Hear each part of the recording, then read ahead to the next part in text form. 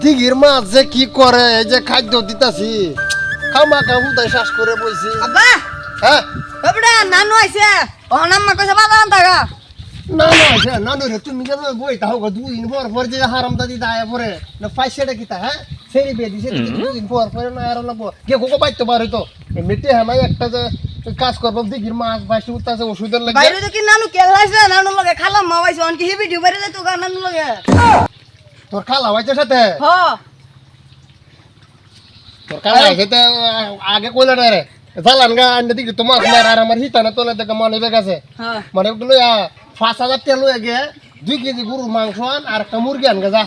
আইছি যাইতাছি রায় 2 বছর ওর একবার আয় খাওয়ানো লাগতো না আর আইতো চা 2 দিন পর এর বয় কয়দিন পর আইতারে না আমার টিয়া পয়সা কম আছে মাছ আছে মারে মারে খাওয়াইবাম না আদর হরা লুয়ে ভাই না আয়োগ যে 2 দিন পর আইবই তো হালি আছে আইতো না